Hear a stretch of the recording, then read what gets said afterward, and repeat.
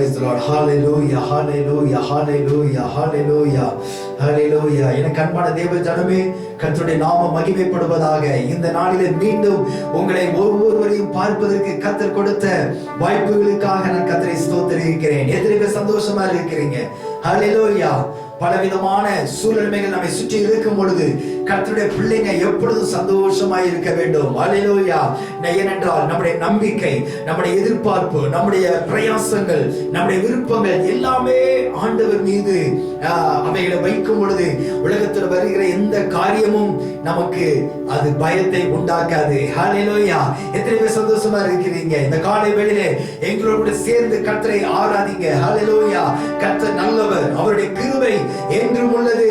ஆமென். எனக்கு அன்பான தேவ ஜனமே, கர்த்தர் நம்மை இந்த உலகத்தினுடைய நெருக்கங்களிலிருந்து, இந்த உலகத்தினுடைய உபத்திரவங்களிலிருந்து கர்த்தர் நம்மை தெரிந்து கொண்டார். ஏனென்றால் அவரை ஆராதிப்பதற்காக, அவரை உயர்த்துவதற்காக. ஆமென். அவரை ஆராதிக்கிற தேவ பிள்ளைகளை கர்த்தர் இந்த பூமியிலே எதிர்பார்க்கிறார். நம்மை அர்ப்பணிப்போம். இந்த ஆராதனைக்கு நேராக உங்களை ஒப்புக் கொடுங்க. நீங்கள் இருக்கிற இடத்திலே விலங்கல் பண்ணிட்டு தேவ சமூகத்திலே கண்களை மூடி கொஞ்ச நேரம் நம்ம கர்த்தரை ஆராதிக்க போகிறோம். என்னோடு சேர்ந்து கர்த்தரை துதிங்க. நாம் ஒருமித்து அவரை உயர்த்தும் பொழுது பரலோகம் நமத்திலே இறங்கி வரும். ஹல்லேலூயா. அங்கே யாக்கோபு தேவ சமூகத்திலே அமர்ந்திருந்த தேவ சமூகத்திலே அந்த கல்லை எடுத்து பெத்தேலிலே அவன் படுத்து உறங்கின பொழுது தேவ தூதர்கள் இறங்குவதும் ஏறுவதுமான ஒரு அழகான ஒரு தரிசனத்தை அங்கே பார்க்கிறார். இந்த மகிமையின் அனுபவத்தை கர்த்தர் இந்த நாளிலே உங்கள் வீட்டிலே கொடுக்க போகிறார். உங்கள் வீடு ஒரு ஆராதிக்கிற ஒரு வீடாய் மாறும் பொழுது, நீங்களும் நானும் கர்த்தரை முழு மனதோடு ஒருமனப்பட்டு ஆராதிக்கும் பொழுது அவருடைய மகிமை பிரசன்னம் நமத்திலே இறங்கி வரும். கண்களை மூடி தேவ சமூகத்தில் அவரை நோக்கி பாருங்க. ஹல்லேலூயா, ஹல்லேலூயா, ஹல்லேலூயா. ஆவியானவரே உமக்கு ஸ்தோத்திரம் ஆண்டவரே. நன்றி ராஜா. இயேசுவே உம்முடைய glory to God. ஜெயம் கொடுக்கும் தேவனுக்கு கோடி கோடி ஸ்தோத்திரம். வாழ்வளிக்கும் இயேசு ராஜாவுக்கு வாழ்நாளெல்லாம் ஸ்தோத்திரம். ஜெயம் கொடுக்கும் தேவனுக்கு கோடி கோடி ஸ்தோத்திரம். வாழ்வளிக்கும் இயேசு ராஜாவுக்கு வாழ்நாளெல்லாம் ஸ்தோத்திரம். ஹல்லேலூயா, ஹல்லேலூயா. பாடுவேன் ஆனந்த துதியால் உயர்த்துவேன். ஹல்லேலூயா, ஹல்லேலூயா. பாடுவேன் ஆனந்த துதியால் உயர்த்துவேன். ஜெயம் கொடுக்கும் தேவனுக்கு கோடி கோடி ஸ்தோத்திரம். வாழ்வளிக்கும் இயேசு ராஜாவுக்கு வாழ்நாளெல்லாம் ஸ்தோத்திரம்.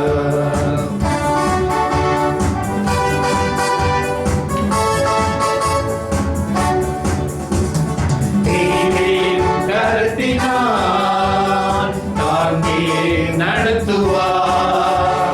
நீதியின் கருத்தினான் தாங்கியே நடத்துவார். கர்த்தரே என் பலன், எதற்குமே அஞ்சிடேன். கர்த்தரே என் பலன், எதற்குமே அஞ்சிடேன். ஜெயம் கொடுக்கும் தேவனுக்கு கோடி கோடி ஸ்தோத்திரம். வாழ்வளிக்கும் இயேசு ராஜாவுக்கு வாழ்நாளெல்லாம் ஸ்தோத்திரம். அற்புதம் செய்பவர், அகிலம் படைத்தவர். அற்புதம் செய்பவர், அகிலம் படைத்தவர். யுத்தத்தில் வல்லவர், மீட்பர் ஜெயிக்கிறார். யுத்தத்தில் வல்லவர், மீட்பர் ஜெயிக்கிறார். ஜெயம் கொடுக்கும் தேவனுக்கு கோடி கோடி ஸ்தோத்திரம். வாழ்வளிக்கும் இயேசு ராஜாவுக்கு வாழ்நாளெல்லாம் ஸ்தோத்திரம். ஜெயம் கொடுக்கும் தேவனுக்கு கோடி கோடி ஸ்தோத்திரம். வாழ்வளிக்கும் இயேசு ராஜாவுக்கு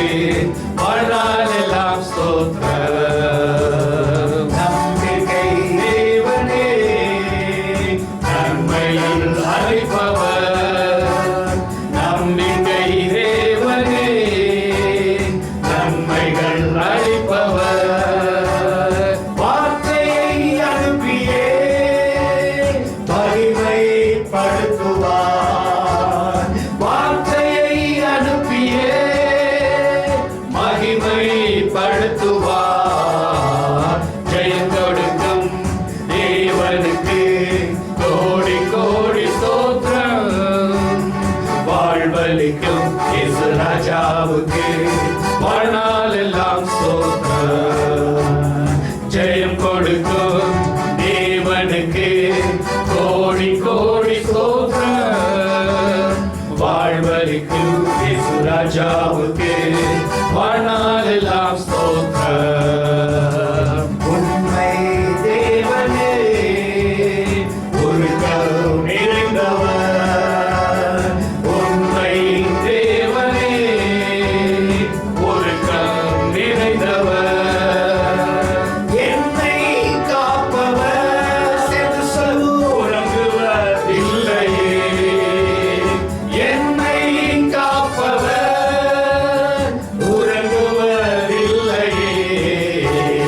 ஜெயம் கொடுக்கும் தேவனுக்கு கோடி கோடி ஸ்தோத்திரம். வாழ்வழிக்கும் இயேசு ராஜாவுக்கு வாழ்நாளெல்லாம் ஸ்தோத்திரம். ஜெயம் கொடுக்கும் தேவனுக்கு கோடி கோடி ஸ்தோத்திரம். வாழ்வழிக்கும் இயேசு ராஜாவுக்கு வாழ்நாளெல்லாம் ஸ்தோத்திரம்.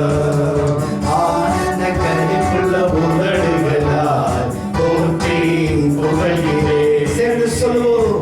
ஆனந்த கைக்குள்ள உதடுகளால் போற்றி புகழ்கிறேன்.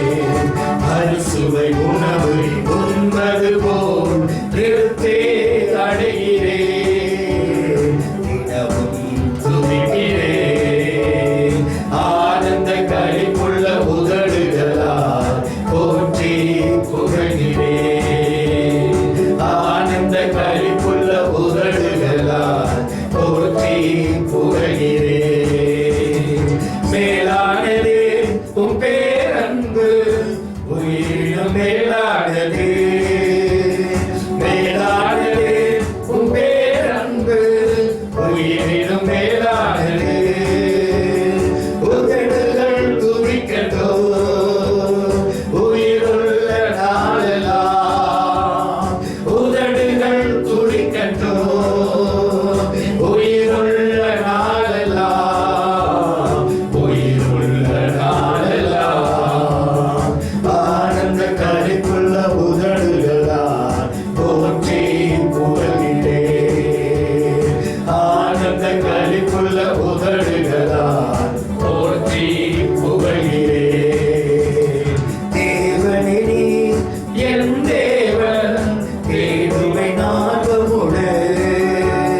தேவனே என் தேவன் தேவனை நாடுமுடு. வலிமை வாஞ்சிக்கிறேன். வல்லமை காண்கிறேன். மகிமை வாஞ்சிக்கிறேன். உம் வல்லமை காண்கிறேன். வல்லமை காண்கிறேன். ஆனந்த கருப்புள்ள உதடுகளால் போற்றி புகழ்கிறேன். ஆனந்த கருப்புள்ள உதடுகளால் போற்றி புகழ்கிறேன். நீதானே என் துணையானே, உம்மில் களி கூறுவேன். நீதானே என் துணையானே, உம்மில் களி கூறுவேன்.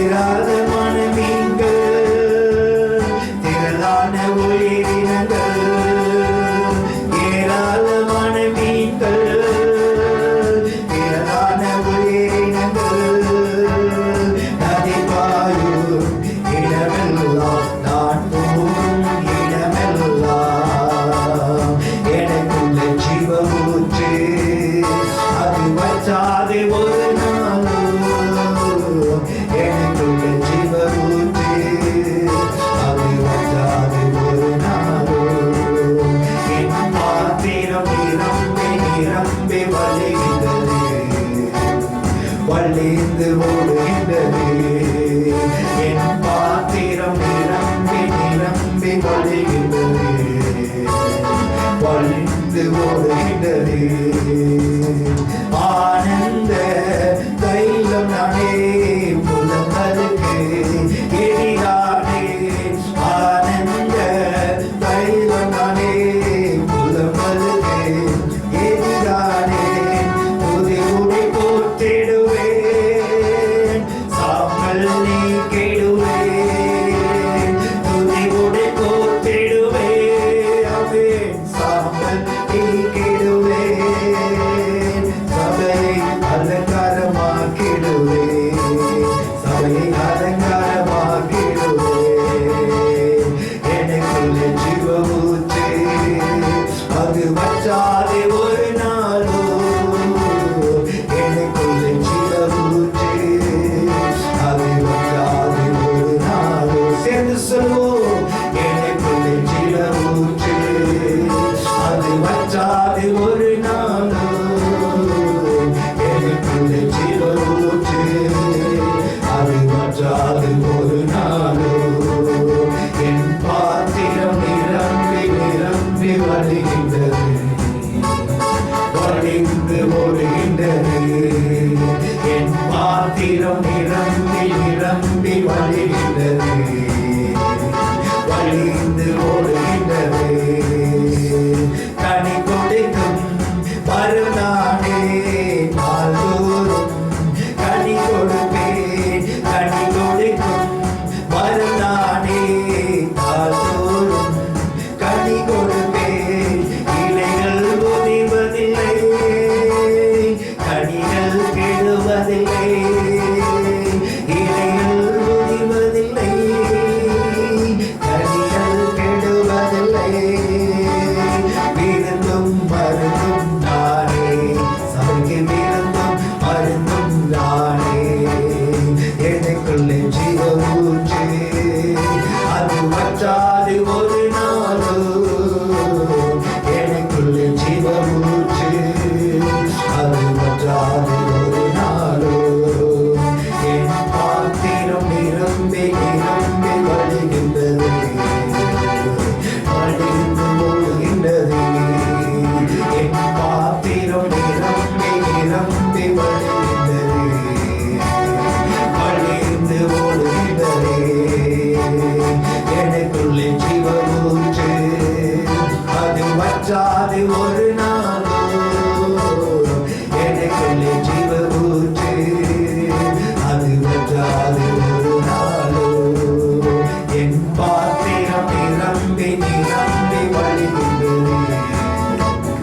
வழிந்து ஓடுகின்றது.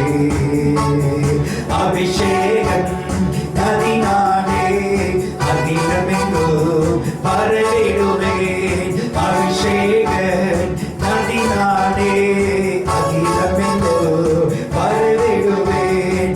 ஏராளமான மீன்கள், திரளான உயிரினங்கள். ஏராளமான மீன்கள், திரளான உயிரினங்கள். நதி பாயும் இடமெல்லாம், நான் போகும் இடமெல்லாம். எனக்குள்ளே ஜீவ ஊற்று, அது வற்றாது ஒரு நாளோ. எனக்குள்ளே ஜீவ ஊற்று, அது வற்றாது ஒரு நாளோ. என் பாத்திரம் நிரம்பி நிரம்பி வழிகின்றது, வழிந்து ஓடுகின்றது. எல்லாரும் சேர்ந்து விளக்கல் பணிந்து கரங்களை உயர்த்தி சொல்லுங்க. நமக்குரிய பரிசுத்த ஆவியினுடைய மகிமை இந்த வேளையிலே இறங்கி வரட்டும். ஆமென்.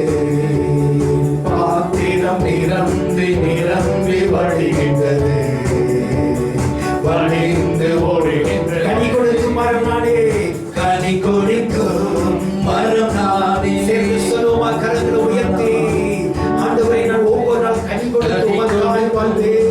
மரம் நானே, நாள்தோறும் கனி கொடுப்பேன். இலைகள் உதிர்வதில்லை,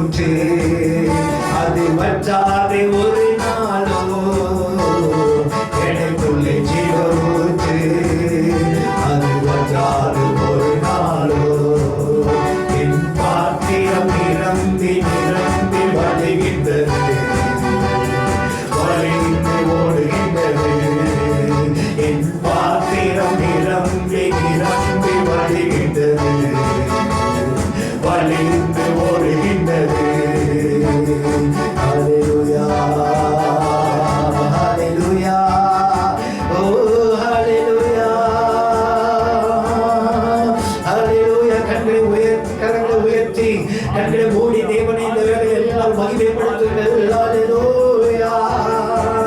எனக்குள்ளே ஒரு ஜீவ ஊற்று, அது ஒரு நாளும் வற்றாதே.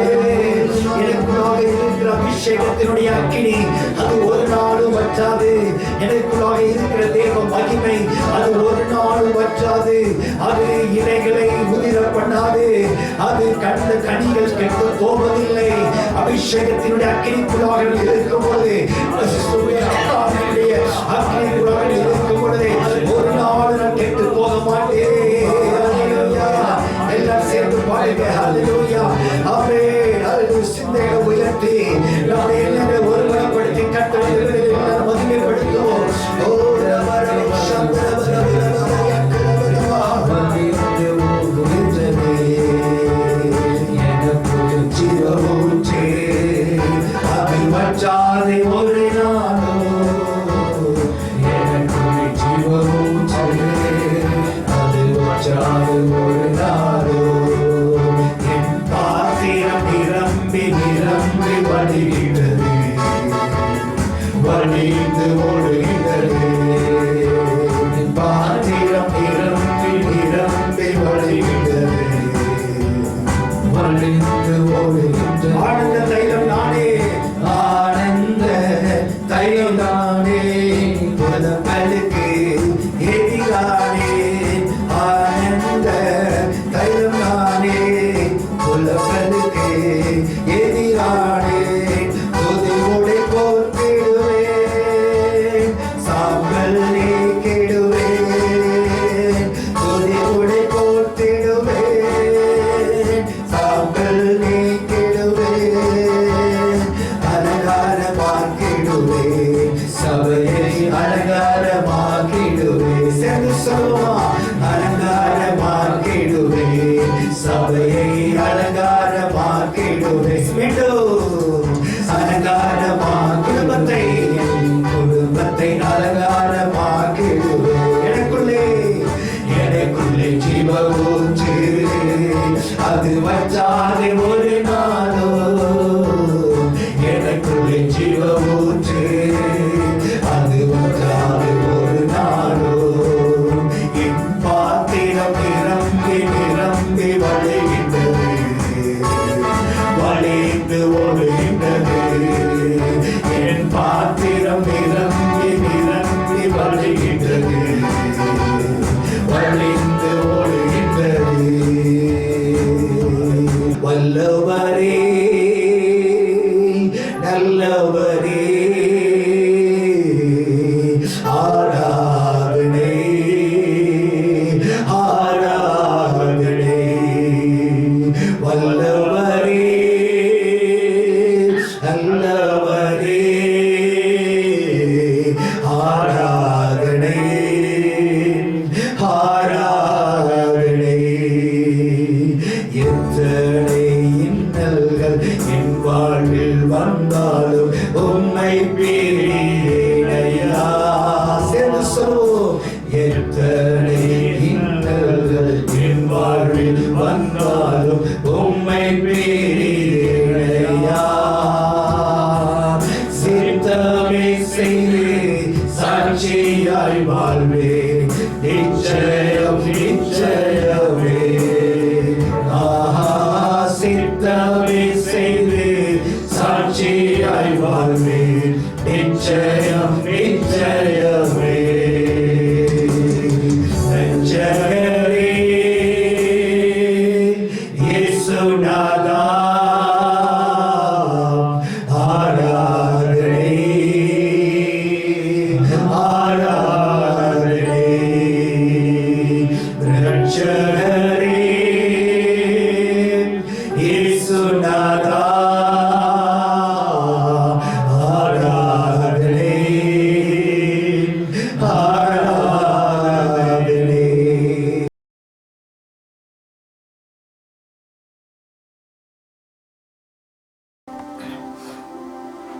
கர்த்தருடைய பரிசுத்தமுள்ள நாமம் மகிமைப்படுவதாக. கடந்த ஒரு மாதத்திற்கு மேலாக நாம் இந்த ஊரடங்கு நிலவரமான காரியங்களிலே நாம் தங்கியிருப்பது நாம் எல்லாருக்கும் தெரிந்த ஒரு விஷயம். எனக்கு அன்பானவர்களே, கர்த்தர் கடந்த நாட்கள் முழுவதிலும் நம்மை சுகபத்திரமாய் கர்த்தர் பாதுகாத்து இன்மட்டும் தேவன் தாங்கி வருகிற ஒவ்வொரு தயவை நினைத்து நான் கர்த்தரை ஸ்தோத்திரிக்கிறேன். உலகம் முழுவதும் பலவிதமான சம்பவங்கள் நம்முடைய வாழ்க்கையிலே மிகுந்த வேதனையை கொடுக்கின்றது. பல இழப்புகள் நம்முடைய வாழ்க்கையிலே நம்முடைய இருதயத்தை உடைக்கின்றதாய் காணப்படுகிறது. தேசத்தினுடைய பல நாடுகளில் நடக்கிற சம்பவங்கள் நாம் பார்க்கும் பொழுது இவைகள் எல்லாம் தேவனுடைய வருகைக்கு வெகு சீக்கிரமாய் அவைகள் இருக்கிறதை நாம் அறிந்திருக்கிறோம். ஆண்டுடைய வருகை வெகு சீக்கிரமாய் இருக்கிறது. வேதத்தின்படி தேவன் சொன்ன ஒவ்வொரு தீர்க்க தரிசனமான காரியங்கள் இன்றைக்கு நடைபெற்று கொண்டிருக்கிறது. எனக்கு அன்பான தேவ ஜனமே, இந்த நாட்களிலே நாம் நம்மை ஆயத்தப்படுத்த வேண்டும். கிறிஸ்துவினுடைய வருகைக்காக நாம் ஆயத்தப்பட வேண்டும். அவரை சந்திப்பதற்கு நாம் ஆயத்தப்பட வேண்டும். நாமும் நம்முடைய குடும்பத்தார் ஒவ்வொருவரும் நம்மை இன்னும் அதிகமாய் தேவனுடைய கரத்திலே நம்மை ஒப்பு கொடுக்கும் பொழுது பரிசுத்தத்திற்கு நேராக அவரை சந்திப்பதற்கு நம்மை ஆயத்தப்படுத்தும் பொழுது உண்மையாகவே இந்த நாட்கள் நமக்கு பிரயோஜனம் உள்ளவைகளாய் இருக்கும். இந்த நாளிலும் கூட எபேசியர் எழுதின புஸ்தகம் 2வது அதிகாரம் 6வது வசனம் 7வது வசனம், எபேசியன்ஸ் chapter 2 verse 6 and 7, இந்த 2 வசனங்களில் இருந்து மிக முக்கியமான காரியத்தை உங்கள் மத்தியில் நான் வைக்க விரும்புகிறேன். நான் வாசிக்கிறேன். எபேசியர் 2 6வது வசனம் 7வது வசனம். கிறிஸ்து இயேசுவுக்குள் அவர் நம்மிடத்தில் வைத்த தயவினாலே தம்முடைய கிருபையின் மகா மேன்மையான ஐஸ்வர்யத்தை வரும் காலங்களில் விளங்கச் செய்வதற்காக கிறிஸ்து இயேசுவுக்குள் நம்மை அவரோட கூட எழுப்பி உன்னதங்களிலே அவரோட கூட உட்காரவும் செய்தார். 7வது வசனத்தை மீண்டும் வாசிக்கிறேன். கிறிஸ்து இயேசுவுக்குள் நம்மை அவரோட கூட எழுப்பி உன்னதங்களிலே அவரோட கூட உட்காரவும் செய்தார். அருமையானவர்களே, ஆண்டவராகிய தேவன் இந்த நாட்களிலே நம்மை அவரோட கூட எழுப்பி நம்மை உட்கார வைத்திருக்கிறார் என்ற வார்த்தையை உங்கள் மத்தியிலே நான் வைக்க விரும்புகிறேன். நம்மை ஆண்டவராகிய தேவன் அவரோட கூட எழுப்பி உன்னதங்களில் உட்கார வைத்திருக்கிறார். எவ்வளவு ஒரு ஆசீர்வாதமான ஒரு வார்த்தையை இந்த இடத்துல நாம் பார்க்கிறோம். நம்மை கர்த்தர் இந்த உலகத்திலிருந்து வேறு பிரித்து, பாவ வாழ்க்கையிலிருந்து நம்மை ஆண்டவர் வேறு பிரித்து, அக்கிரமங்களினாலும் பாவங்களினாலும் மரித்தவர்களாய் இருந்த நம்மை ஆண்டவர் தம்முடைய இரத்தத்தினாலே மீட்டெடுத்து உன்னதங்களிலே அவரோட கூட உட்கார வைத்திருக்கிறார். உண்மையாகவே இவைகளை நாம் பார்க்கும் பொழுது தேவன் நம்மிடத்தில் வைத்த ஒரு மிகப்பெரிய இரக்கத்தை அது காட்டுகிறது. மிகப்பெரிய ஒரு தயவை அதை காட்டுகிறது. ஏன் ஆண்டவர் நம்மை இந்த பூமியிலிருந்து வேறு பிரித்து அவரோட கூட உட்கார வைத்திருக்கிறார்?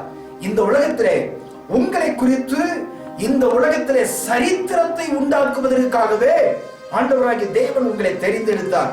ஆம் பிரியமானவர்களே, இந்த உலகம் வித்தியாசமான விதங்களில் நமக்கு சரித்திரத்தை உண்டாக்கும். ஆனால் பரலோக ராஜ்யத்திலிருந்து வருகிற ஒரு உத்தரவாதமான ஒரு செயல்பாடு, இல்லை என்றால் பரலோகத்திலிருந்து வரக்கூடிய ஒரு அதிகாரம், பரலோகத்திலிருந்து நமக்கு கொடுக்கப்படுகிற ஒரு அடையாளம், பரலோகத்திலிருந்து கொடுக்கப்படுகிற மகிமையான ஒரு வாழ்க்கை இந்த உலகத்திலே உங்களை குறித்துதான ஒரு சரித்திரத்தை உண்டாக்குகிறது. இந்த உலகத்திலே தேவன் உங்களை ஒரு சரித்திர புருஷர்களாக, சரித்திர ஸ்திரீகளாக, சரித்திரத்திலே வரக்கூடிய வாலிபர்களாக உங்களை தேவன் உருவாக்க விரும்புகிறார். எனக்கு அன்பானவர்களே, இந்த உலகத்திலே பிறக்கிற எல்லாருமே ஒரு தலைவர்களாக பிறப்பது கிடையாது. அவர்கள் உருவாக்கப்படுகிறார்கள். இந்த உலகத்திலே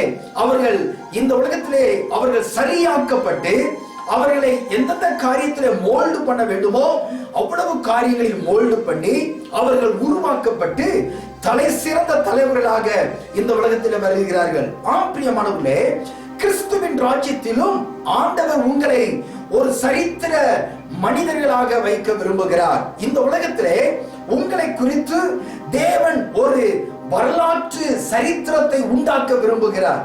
எனவே ஆண்டவர் அதற்காக தான் உங்களை தெரிந்து கொண்டார். அதற்காக தான் நம்மை கர்த்தர் இந்த உலகத்திலிருந்து வேறு பிரித்து உன்னதங்களிலே அவரோட கூட உட்கார வைத்திருக்கிறார். நாம் கிறிஸ்துவின் ராஜ்யத்தில் அவரோட கூட உட்காரக்கூடியதான இந்த ஸ்லாக்கியத்தை நாம் பெற்றுக் கொள்ளும் பொழுது, இந்த ஸ்லாக்கியத்தை பெற்றுக் கொண்டவர்களாகி நாம் இந்த பூமியிலே ஆசீர்வதிக்கப்பட்டவர்களாக இந்த உலகத்திலே நம்மை கர்த்தர் பாக்கியவான்களாக வைத்திருக்கிறார். எனவே நம்மை குறித்து ஒரு சரித்திரம் உண்டாக்குகிறார். அனைத்து காரியங்களிலும் அவரை போலவே பேசுவதற்காகவும், அவரை போலவே நாம வாழ்வதற்காகவும், அவரை போலவே சிந்திப்பதற்காகவும் கர்த்தர் நம்மை உருவாக்க விரும்புகிறார். ஏற்கனவே கடந்த வாரத்தில் கூட அவருடைய காரியங்களை நமக்குள்ளாக தேவன் வைத்திருக்கிறார் என்று நாம் சில வார்த்தையில நாம் சிந்தித்தோம். எனக்கு அன்பானவர்களே, கிறிஸ்துவானவர் தம்முடைய மகா மேன்மையினுடைய மகிமையை உங்களுக்குள்ளாக வைத்து, உங்களை இந்த உலகத்திலே சிறந்தவர்களாக வைத்து, உங்கள் மூலமாக பரலோகத்தினுடைய மகிமையையோ பரலோகத்தினுடைய ஆசீர்வாதங்களையும் வெளிப்படுத்துவதற்காக கர்த்தர் உங்களை தெரிந்து கொண்டார். இங்க நாம் வேதத்திலே பார்க்கும் பொழுது 6வது வசனத்திலே பாருங்க, கிறிஸ்து இயேசுவுக்குள் அவர் நம்மிடத்தில் வைத்த தயவினாலே தம்முடைய கிருபையின் மகா மேன்மையான ஐஸ்வர்யத்தை வரும் காலங்களில் விளங்க செய்கிறார். அப்ப வருகிற காலங்களிலே தேவன் இந்த மகிமையின் ஐஸ்வர்யத்தை உங்கள் மூலமாய் வைக்க உலகத்தில் வெளிப்படுத்த விரும்புகிறார்.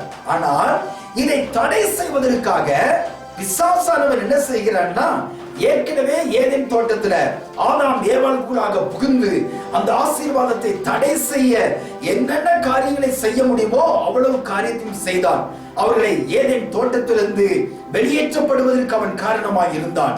ஏதேன் தோட்டத்தினுடைய மகிமையான ஐஸ்வர்யத்தை இழந்து அவர்கள் வெளியே தள்ளப்படுவதற்கு சத்துருவானவன் காரணமாக இருந்தான்.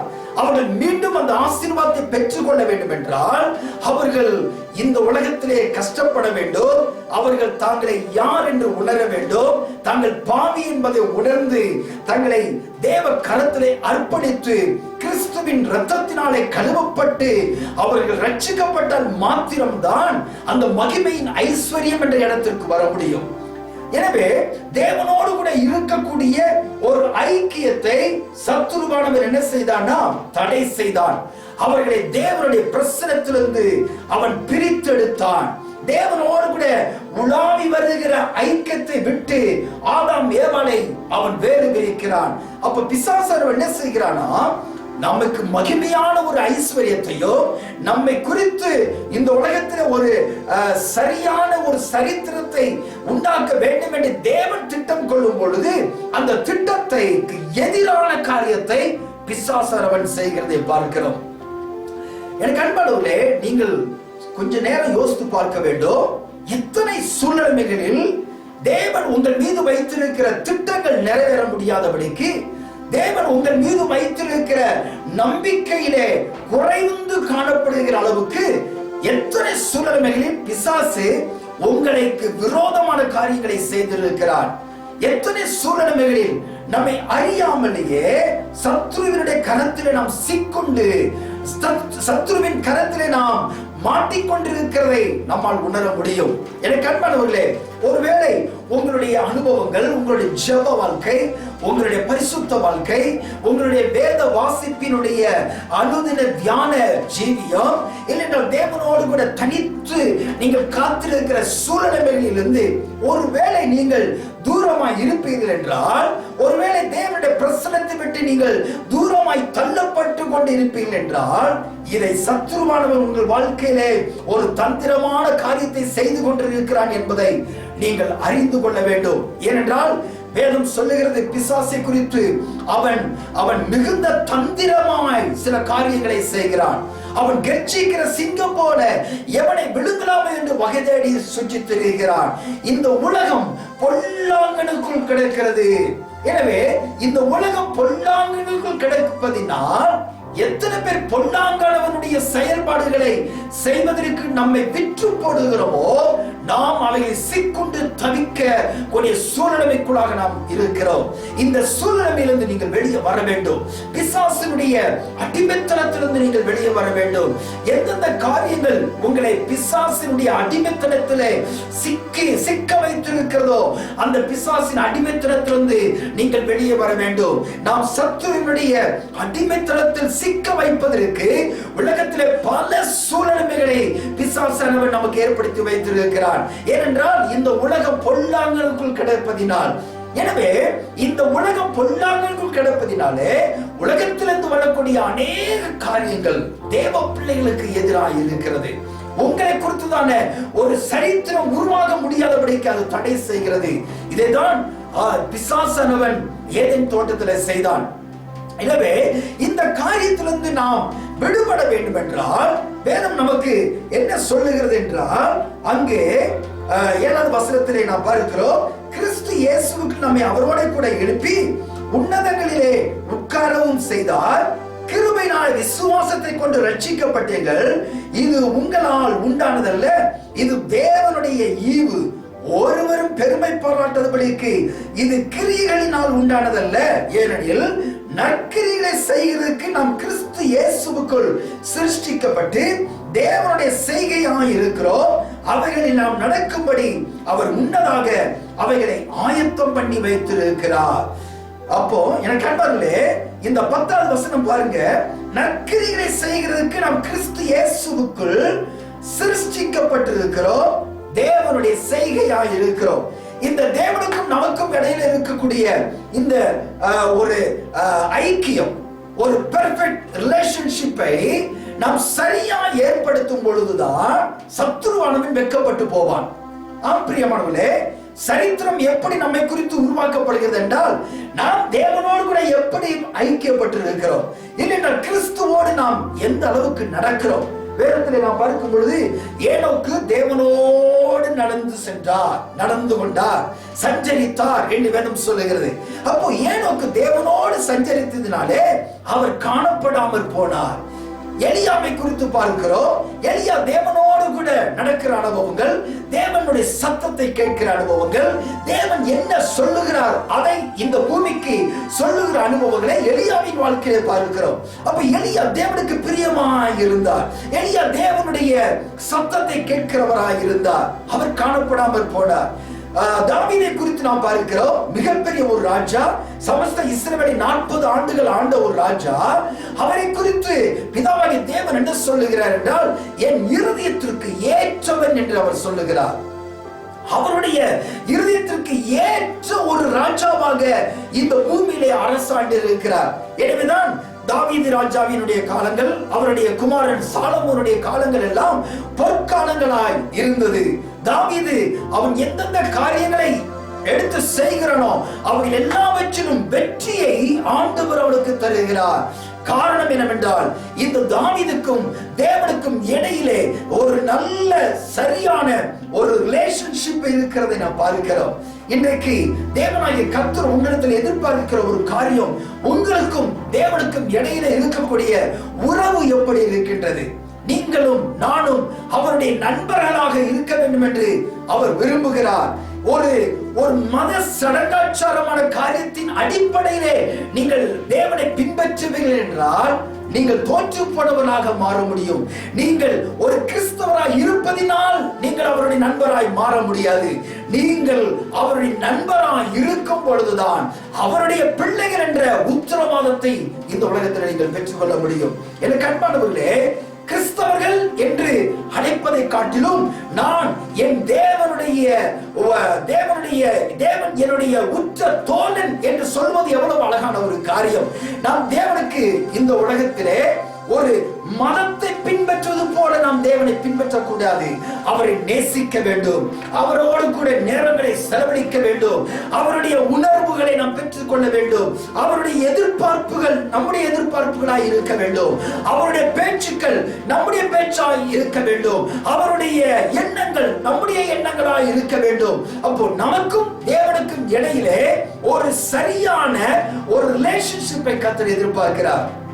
ஆம் பிரியமானவர்களே, ஆண்டவருடைய வார்த்தை சொல்லுகிறது, ஒருவன் கிறிஸ்துவுக்குள் இருந்தால் அவன் புது சிருஷ்டியாய் இருக்கிறான். அவனுடைய பழைய கிரியைகள் எல்லாம் ஒழிந்து போகின, எல்லாம் புதிதாகின. அப்போ நீங்களும் நானும் கிறிஸ்துவுக்குள் இருக்கும் பொழுது ஒரு புதிய சிருஷ்டியாக இந்த பூமியிலே ஆண்டவர் நம்மை வெளிப்படுத்துகிறார். அப்ப நாம் அவருக்குள் மறைந்திருக்கும் பொழுது, நாம் அவருக்குள் சிறந்த ஒரு வாழ்க்கை வாழும் பொழுது, நம்மை நம்பி தேவன் இந்த உலகத்தில் அநேக உத்தரவாதமான காரியங்களை கொடுக்கிறார், அநேக பொறுப்புகளை கற்றுக் கொடுக்கிறார், அநேக சரித்திரம் படைக்கத்தக்கதான காரியங்களை தேவன் கொடுக்கிறார். இதை கேட்டுக்கொண்டிருக்கிற அருமையான வாலிபர்களே, தேவன் உங்களை குறித்து ஒரு சரித்திரத்தை தேவன் உருவாக்க விரும்புகிறார். அப்போ உங்களை குறித்து ஒரு சரித்திரம் உருவாக வேண்டும் என்றால் நீங்கள் அவரோடு கூட இருக்க வேண்டும், நீங்கள் அவரோடு கூட வாழ வேண்டும், நீங்கள் அவருடைய சத்தத்தை கேட்கிறவர்களாய் மாற வேண்டும். எனக்கு அன்பான தேவ ஜனமே, திருச்சபை மக்களாகிய உங்களை பார்த்து நான் கேட்கிறேன், இந்த நாட்களை நாம் எப்படி செலவழித்துக் கொண்டிருக்கிறோம்? இந்த நாட்களில் எதற்கு அதிக முக்கியத்துவம் கொடுக்கிறோம்? இந்த நாட்களிலே, நம்முடைய இந்த ஊரடங்கு நாட்களிலே, நம்முடைய வீடுகளிலே நாம் தனிமைப்படுத்தப்பட்டிருக்கிறோம், நம்முடைய வீடுகளிலே நாம் தங்கி இருக்கிறோம். குடும்பத்தோடு கூட நாம் எப்படிப்பட்ட காரியங்களுக்கு நம்முடைய நேரங்களை செலவழிக்கிறோம் என்பதை நாம் ஆராய்ந்து பார்க்க வேண்டும். இந்த காரியத்திலிருந்து சில காரியங்களை உங்களுக்கு வைக்க விரும்புகிறேன். இந்த சரித்திரம் உருவாக்குவதற்காக தேவன் நமக்கு என்ன செய்திருக்கிறார் என்றால், 11ஆம் வசனம், எபேசியர் 2:11 வாசிக்கிறேன்.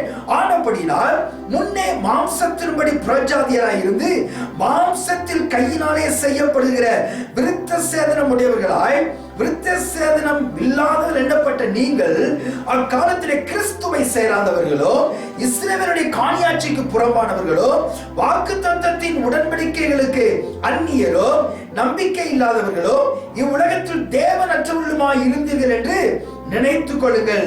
முன்னே தூரமாய் இருந்த நீங்கள் இப்பொழுது கிறிஸ்து இயேசுவுக்குள் கிறிஸ்துவின் இரத்தத்தினாலே சமீபமானீர்கள். ஹல்லேலூயா. அன்பானவர்களே, தேவன் உங்களை குறித்து ஒரு சரித்திரம் உருவாக்க அவரோடு கூட எழுப்பி அவரோடு கூட உட்கார வைத்திருக்கிறார். இது எப்படி நடந்ததுன்னா, அவருடைய இரத்தத்தினால், கிறிஸ்துவினுடைய இரத்தத்தினால், இயேசு கிறிஸ்து நமக்காக கல்வாரி சிலுவையிலே அவர் சிந்தின இரத்தத்தினாலே நாம் அவருடைய சமூகத்தில் செல்லக்கூடிய கிருபையை பெற்றிருக்கிறோம். இது கிருபையினால் உண்டானது. ஆம் பிரியமானவர்களே, நியாயப்பிரமாணத்தை பின்பற்றுவதனால் அல்ல. பல வருடங்கள் நான் ஒரு கிறிஸ்தவன், எனவே எனக்கு சிலுவை என் பக்கத்தில் இருக்கு என்று சொல்ல முடியாது. கிருபையினாலே, அவருடைய இரத்தத்தினால் கழுவப்பட்ட ஒவ்வொரு தேவ பிள்ளையும் அவருடைய இரத்தத்தினால், அதுதான் கிருபை. அவர் நமக்காக சிந்தின இரத்தம் தான் அந்த கிருபையினாலே அவரோடு கூட சமீபமாவதற்குரிய பாக்கியத்தை கற்றுக் கொடுத்திருக்கிறார். ஹல்லேலூயா, ஹல்லேலூயா. எனக்கு அன்பானவர்களே, நாம் எங்கேயோ இருந்த நம்மை தேவன் இரத்தத்தினாலே மீட்டு அவரோடு கூட உட்கார வைத்திருக்கிறார். அதற்காகத்தான் கல்வாரி சிலுவையில நமக்காக இரத்தம் சிந்தினார். பிரியமானவர்களே, மனிதன் பாவம் செய்து மனிதன் தேவ பிரசன்னத்தை இழந்து அவன் தூரமாக்கப்பட்ட பொழுது அவனை மீட்டு மீண்டும் தன்னுடைய இடத்திற்கு கொண்டு வருவதற்காக, தன்னோடு உட்கார வைப்பதற்காக அவர் தன்னுடைய இரத்தத்தை சிந்தினார். இரத்தத்தை சிந்தி அவர் என்ன செய்திருக்கிறார் என்றால், இந்த சரித்திரம் உண்டாக்குவதற்காக என்னென்ன அவர் செய்திருக்கிற இந்த 3 வசனங்களை பார்க்கும் பொழுது, அவருடைய தீர்மானத்தின்படியே நீங்கள் முன் குறிக்கப்பட்டீர்கள். பிரியமானவர்களே, தாயின் வயிற்றில் உருவாவதற்கு முன்பதாகவே ஆண்டவர் உங்களை முன்குறித்திருக்கிறார், உங்களை குறித்து சரித்திரம் உண்டாக்குவதற்காக. ஆமென். நீங்கள் சாதாரணமானவங்க கிடையாது. நீங்க நினைக்கலாம், நான் என்னை கண்டுகொள்ள யாருமே இல்லை, என் பெற்றோர் என்னை வெறுத்து விட்டாங்க, என் உற்றார் உறவினர்கள் என்னை வெறுத்து விட்டார்கள், என்னை நேசிக்க யாரும் இல்லை என்று நீங்க நினைக்கலாம். இல்லை, கிடையவே கிடையாது. உங்களை ஆசீர்வதிப்பதற்காகவும் உங்களை குறித்து ஒரு சரித்திரம் உண்டாக்குவதற்காக தாயின் வயிற்றில் உருவாவதற்கு முன்பதாகவே உங்களை ஆண்டவர் முன் குறித்திருக்கிறார். ஹல்லேலூயா. உங்களை அவர் நேசிக்கிறார். பிரியமானவர்களே, நீங்கள் உலகத்துல எந்த இடத்துல நீங்கள் இருக்கலாம், எந்த இடத்துல இருந்து அந்த செய்தியை கேட்டுக்கொண்டிருக்கலாம், உங்களை நேசிக்கிற தேவன் உங்களுக்கு பக்கத்திலே இருக்கிறார். உங்க குடும்பத்தை நேசிக்கிற ஒருவர் இருக்கிறார்.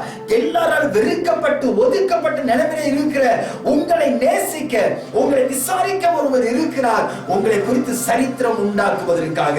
இரண்டாவதாக, உங்களை அவர் தெரிந்தெடுத்திருக்கிறார். நீங்கள் உங்களை இந்த உலகம் தெரிந்து கொள்ளாமல் இருக்கலாம், இந்த உலகம் உங்களை நெக்லெக்ட் பண்ணலாம், இல்லைன்னா நீங்கள் தகுதியானவர்கள் இல்லை என்று உங்களை ஒதுக்கி தள்ளலாம். ஆனால் இயேசு கிறிஸ்து உங்களை தெரிந்து கொண்டிருக்கிறார். வேதம் சொல்கிறது, உங்களை ஊரில் ஒருவனோ வம்சத்தில் ஒருவனுமாக நான் உங்களை தெரிந்து கொண்டேன். அருமையான திருச்சபை மக்களே, உங்களை கர்த்தர் தெரிந்தெடுத்திருக்கிறார். உங்களை கர்த்தர் ராஜாக்களாக, ஆசாரியர்களாக வைத்திருக்கிறார். அப்போ நீங்க என்னை விசாரிக்க யாரும் இல்லை என்று நீங்க நினைக்கலாம். உங்களை விசாரிக்கிற தேவன் உங்களை தெரிந்தெடுத்ததினாலே உங்க பக்கத்தில் அவர் உட்கார்ந்து இருக்கிறார். நீங்கள் அவரை அறிந்து கொள்ள வேண்டும்.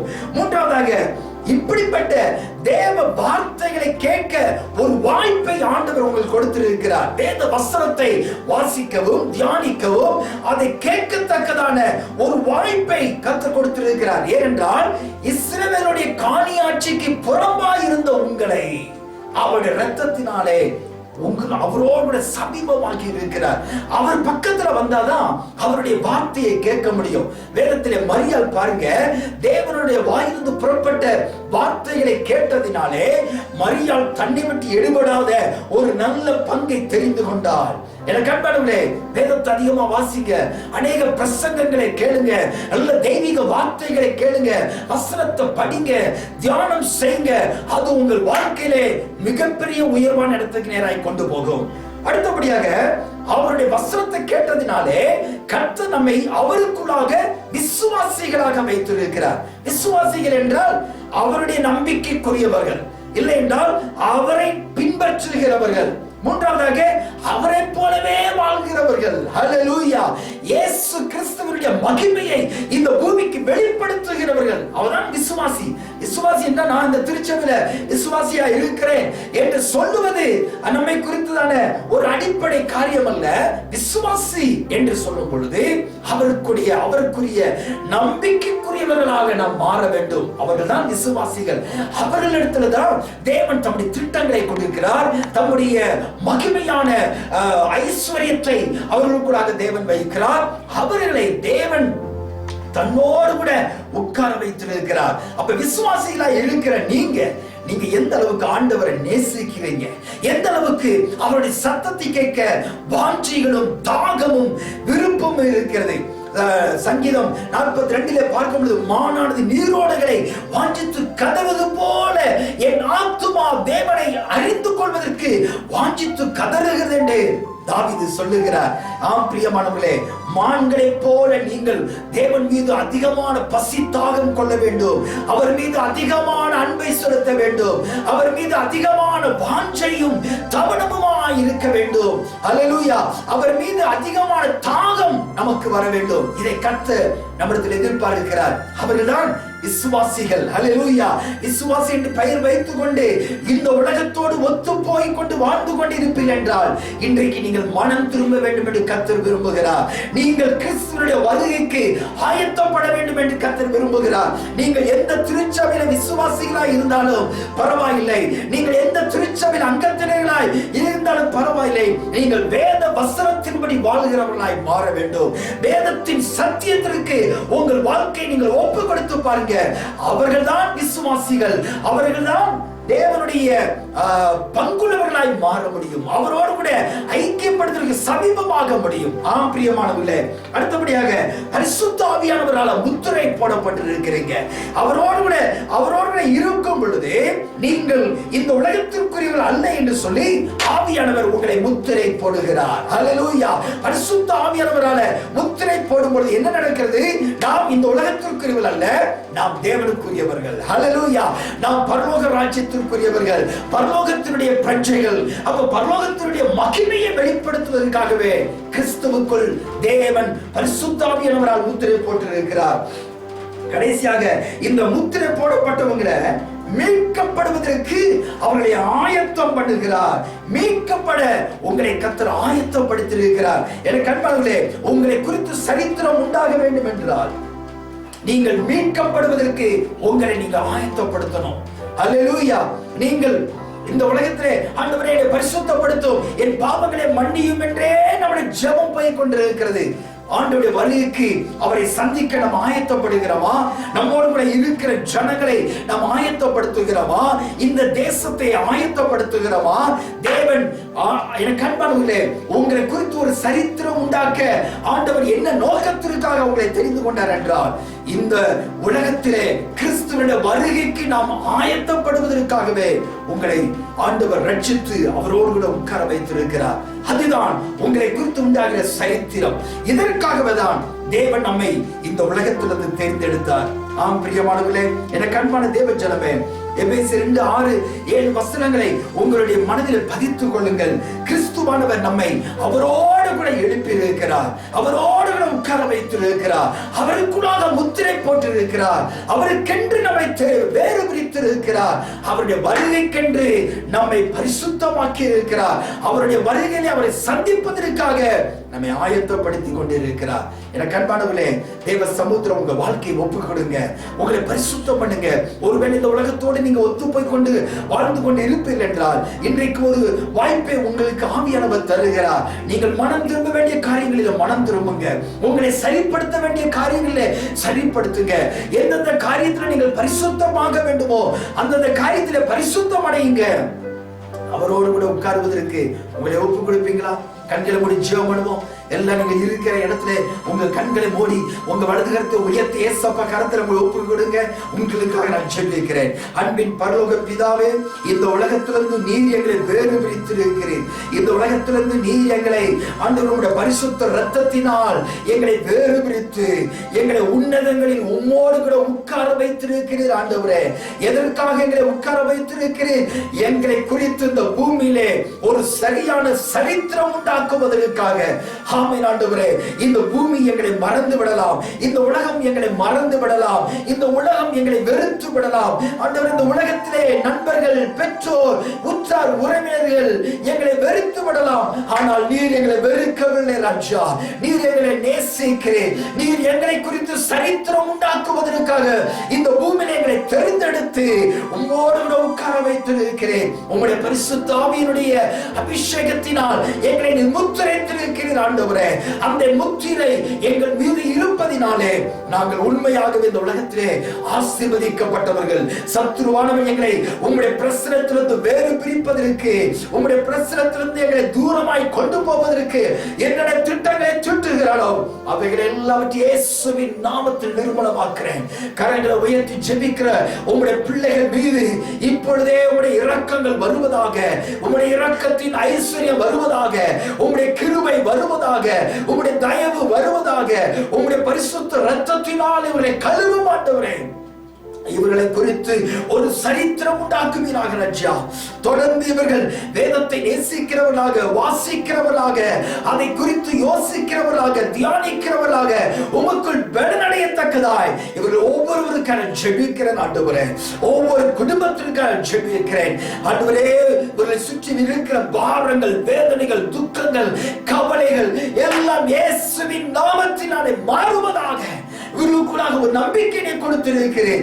அந்த நம்பிக்கை இழந்து விடாதபடிக்கு இவர்களை ஆண்டவருடைய பரிசுத்த பிரசன்னத்துக்குள்ளாய் மறைத்துக் கொள்ளும் ஆண்டவரே.